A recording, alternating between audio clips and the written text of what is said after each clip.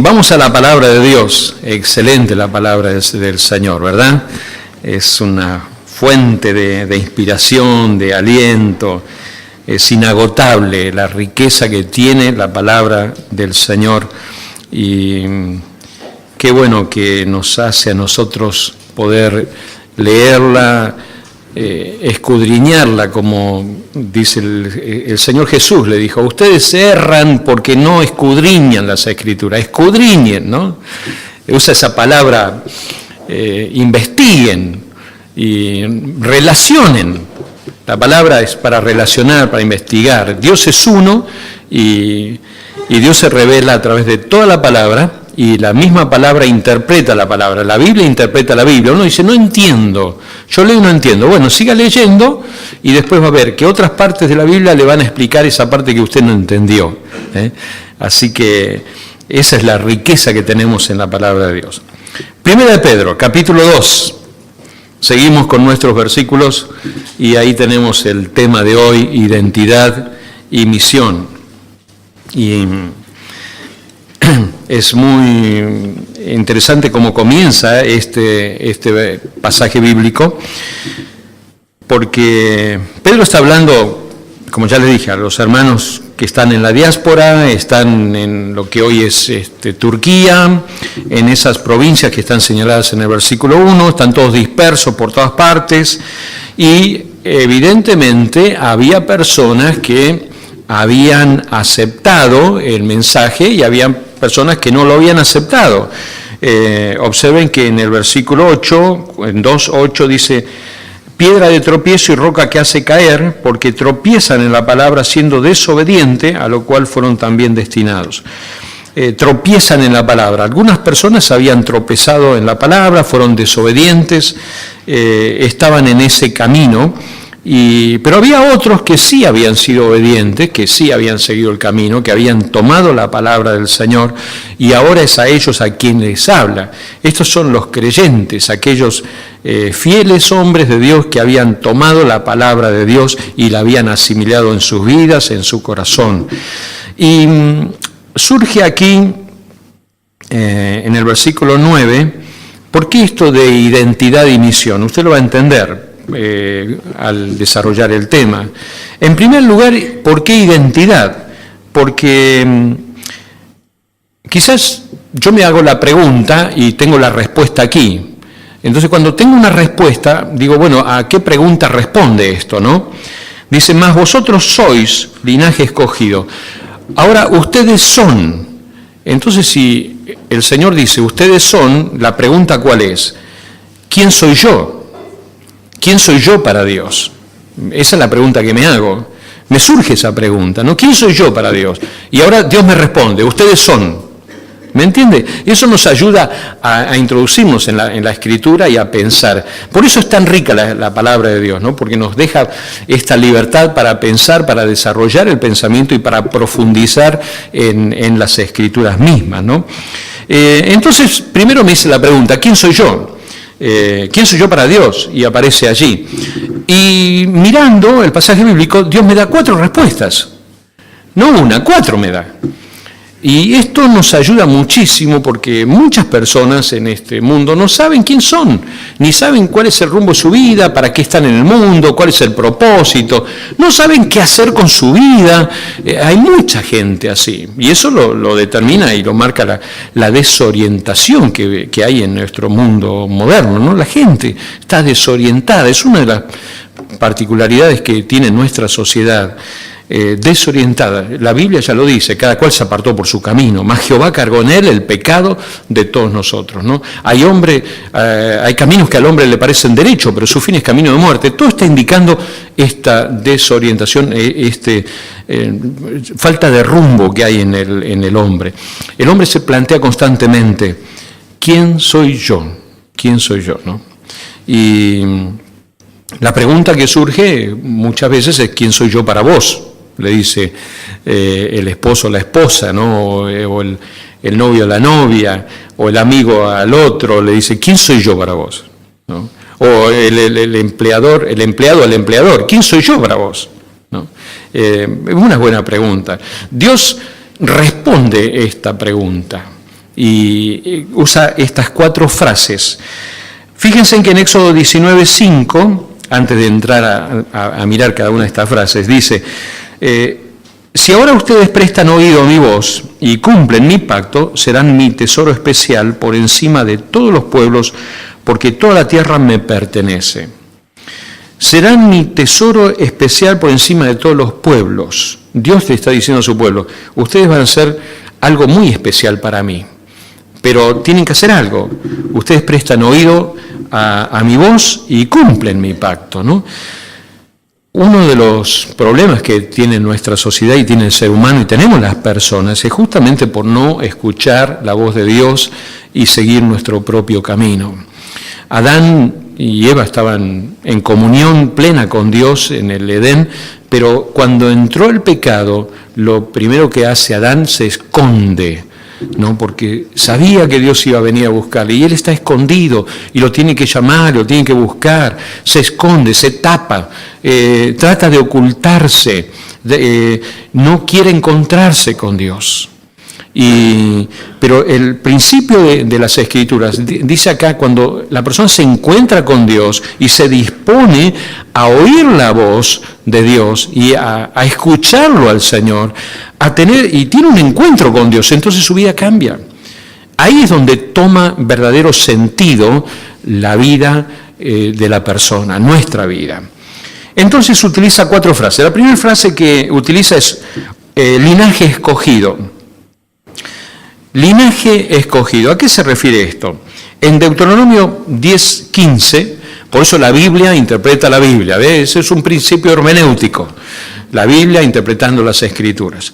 Dice, sin embargo, Él se encariñó con tus antepasados y los amó, y a ti que eres su descendencia te eligió de entre todos los pueblos como lo vemos hoy.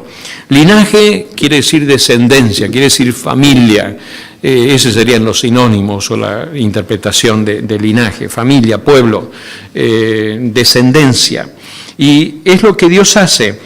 Él se encariñó con tus antepasados. Dios amó, Dios quiso, Dios eligió a los antepasados y los amó. Y dice, y tú eres la descendencia esa. Lo interesante de esto es que Pedro, como está escribiendo en el Nuevo Testamento, después de la muerte, la resurrección del Señor, está escribiéndole a los creyentes, está escribiéndole a creyentes, mayormente creyentes que conocían, tenían un fuerte trasfondo judío.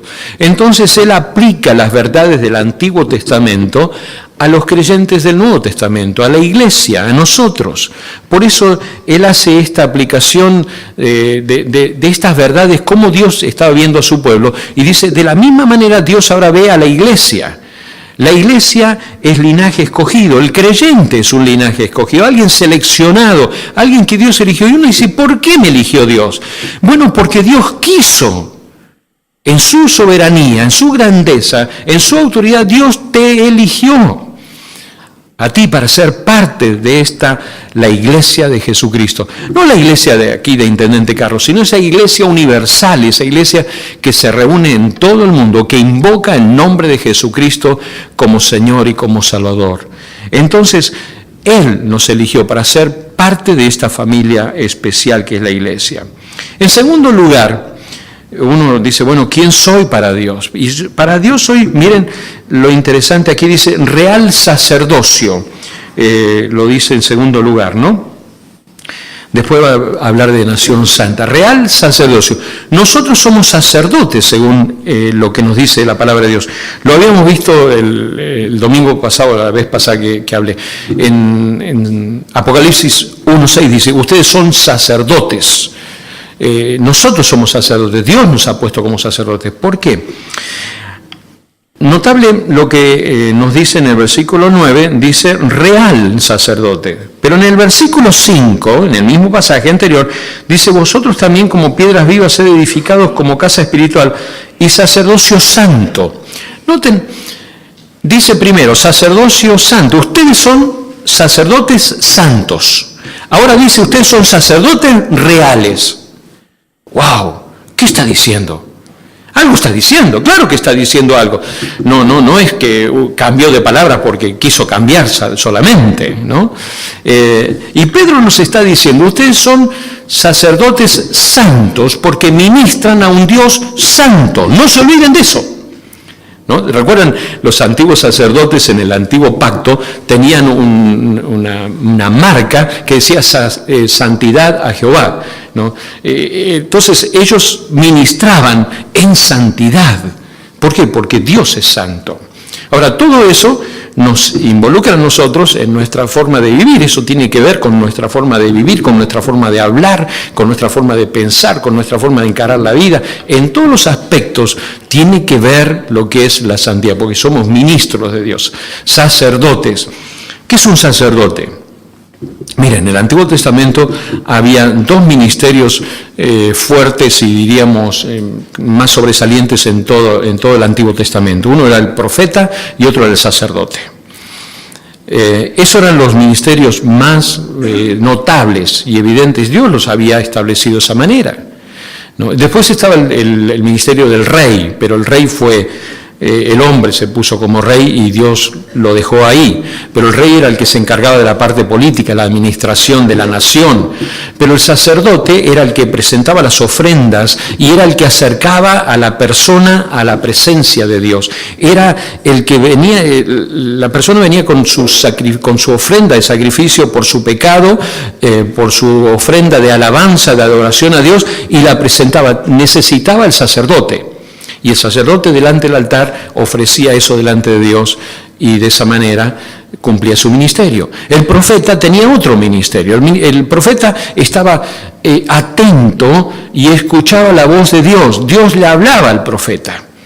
Y el profeta recibía la palabra y la decía al pueblo. Era un vocero de Dios el profeta, ¿no? Aquel que recibía todo el mensaje que Dios quería que el pueblo escuche, y entonces de esa manera el pueblo recibía la palabra y después se escribió la palabra también, la palabra profética. Por eso dice Pedro también, tenemos la palabra profética más segura. ¿Y cuál es? La revelación. La palabra de Dios es la palabra profética más segura. Y también la Biblia dice que en antiguos tiempos Dios nos habló a través de los padres y por los profetas, pero ahora nos habló a través de Jesucristo, su Hijo. Entonces, la palabra profética más segura, palabra profética para la iglesia de hoy, está en las Escrituras, está en la palabra de Dios. Aquí está la palabra profética que es para nosotros. Ahora, volviendo al pasaje, dice real sacerdocio, ¿no? Somos sacerdotes. Y en primer lugar nos dice santos, en el versículo 5. Pero ahora dice real, en el versículo 9, ¿no? ¿Quién soy para Dios? Un sacerdote real. ¿Qué quiere decir eso? Bueno, pensando un poco con esto, ¿no? Dice en Éxodo 19:6, ustedes serán para mí un reino de sacerdotes y un pueblo santo. Estas mismas palabras le dirás a los hijos de Israel. Aquí introduce en Pedro esto de sacerdotes reales. Un sacerdote real quiere decir aquel que se presenta delante de Dios para adorar a Dios en santidad y se retira de la presencia de Dios para testificar de ese Dios, para anunciar a ese Dios. Ese es el ministerio sacerdotal que Dios nos ha encomendado a nosotros. Entrar en la presencia de Dios, estar en la presencia de Dios por los méritos de Jesucristo y retirarnos de la presencia de Dios para anunciar las buenas nuevas, anunciar la salvación al mundo que tanto necesita la palabra del Señor. En tercer lugar, dice que ¿quién soy para Dios? Nación santa, ¿no? Una nación, un grupo de gente, una etnia, ¿no? Ese es el concepto, un grupo de gente, una nación. Acá nos está diciendo Pedro en capítulo 1, verso 16, porque escrito está, sed santos porque yo soy santo. Un pueblo diferente, un pueblo que se identifica, un pueblo que conoce a Dios y le sirve en santidad. No hay otra forma de servir al Señor. Un pueblo diferente, totalmente diferente. Un pueblo que está sumergido en una sociedad totalmente apática de Dios, una sociedad que sigue a a los sociólogos, una sociedad que sigue a los políticos, una sociedad que sigue a los gremialistas, una sociedad que sigue al humanismo, una sociedad que sigue a las ideologías. En medio de esa sociedad está puesto este pueblo cristiano, nosotros, para que no sigamos a ninguna de estas voces, y sigamos solamente la palabra de Jesucristo, la palabra de Dios. Ahí somos llamados, somos una nación santa. Dios nos ha puesto en el mundo para influir en el mundo, no para que el mundo nos llene la cabeza a nosotros y nos apague y nos minimice y nos reduzca, nada. Nosotros somos puestos en el mundo para influir en el mundo y hacer una diferencia y marcar una diferencia. Así nadie nos escuche, no importa, estamos puestos allí en el mundo porque somos sal y somos luz en este mundo. El Señor Jesús lo ha dicho de esa manera. Un pueblo santo, que marca la santidad. Dice en Deuteronomio 14:2, tú eres un pueblo santo y perteneces al Señor tu Dios. De entre todos los pueblos de la tierra, el Señor te ha escogido para que seas un pueblo único, un pueblo suyo. Vivimos en medio de una nación. Tenemos leyes de nuestra nación y nos sujetamos a ella y nos sujetamos a las autoridades. Pero el que guía nuestros pasos y nuestros pensamientos es Dios y la palabra de Dios. ¿Se da cuenta? Acá lo dice la palabra. El Señor te ha escogido para que seas un pueblo único, un pueblo suyo. Sí soy ciudadano de este país, pero mi ciudadanía está en los cielos. Y es ahí donde tengo que moverme con la ciudadanía del cielo, afectar la ciudadanía de la tierra. No hacerlo al revés. Porque somos una nación santa. ¿Quién soy entonces? ¿Quién soy? Ya lo estás viendo quién eres. Ahora, si no estás viviendo a la altura de quién eres, ese es otro problema, esa es otra situación. Es momento en que pongas tu vida en orden, en disciplina delante de Dios y digas, Señor, ¿cuánto me falta? Cámbiame, Señor, quiero ser realmente lo que tú piensas quién soy yo. En cuarto lugar, Dios dice, son un pueblo adquirido por Dios. Otra vez Pedro está haciendo esa referencia al Antiguo Testamento. Deuteronomio 4:20 dice, en cambio a ustedes el Señor los tomó y los sacó de Egipto, de ese horno de hierro, para que sean su propio pueblo, como en efecto hoy lo son. Interesante lo que dice aquí, ¿no? Ustedes, el Señor los tomó y los sacó de Egipto, de ese horno de hierro. Cuando leo esto y leo la palabra, no me puedo olvidar cuando en la escuela fundíamos hierro, la última colada. La última colada de ese horno que está allí, un cubilote se llama.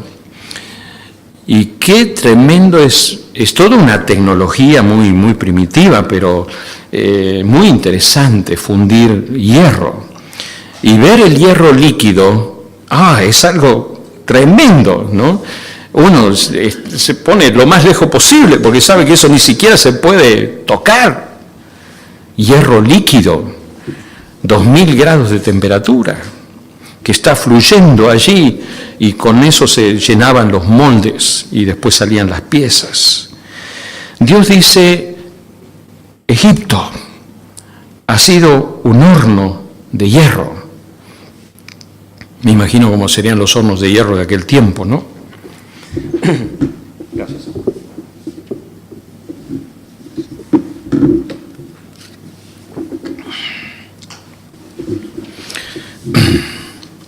Me gusta cantar las canciones y después me quedo sin voz.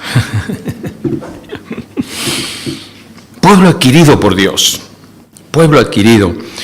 Y cuando Dios está diciendo que es un pueblo adquirido, Él lo adquirió a gran costo. El pueblo tenía en su memoria, aunque después se olvidó, por mucho tiempo se olvidó, pero después rescató esa memoria otra vez. Fueron los profetas, fueron los sacerdotes que rescataron. Por muchos años, muchísimos años, el pueblo se olvidó de dónde había salido. que había salido de Egipto, de la esclavitud, de ese horno de hierro, de ese sufrimiento, ese padecimiento extremo, pero Dios los sacó de allí para ser una nación, un pueblo adquirido por Dios. Mire lo que dice la palabra de Dios en un pasaje que no está allí. Si usted está anotando, puede anotar esto. En 1 Corintios capítulo 6, el apóstol Pablo está diciendo esto, que nosotros fuimos adquiridos también. Y observe usted, capítulo 6 de Corintios 6:19 dice: ¿O ignoráis que vuestro cuerpo es templo del Espíritu Santo, el cual está en vosotros, el cual tenéis de Dios y que no sois vuestros? Y el 20: porque habéis sido comprados por precio, glorificad pues a Dios en vuestro cuerpo y en vuestro espíritu, los cuales son de Dios. Habéis sido comprados con precio. Pedro sabía esto. El pueblo en el Antiguo Testamento fue adquirido a gran costo cuando Dios los sacó de Egipto y los llevó por todo el desierto a la tierra prometida.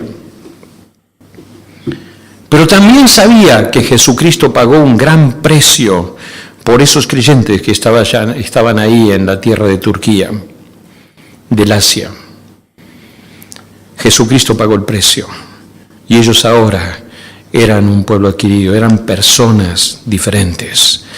Se da cuenta cuando Dios dice aquí, ustedes son. Y yo me hago la pregunta, ¿quién soy yo para Dios? Y puedo decir que para Dios soy una persona especial, amada por Dios, que Él pagó un alto precio por mi vida.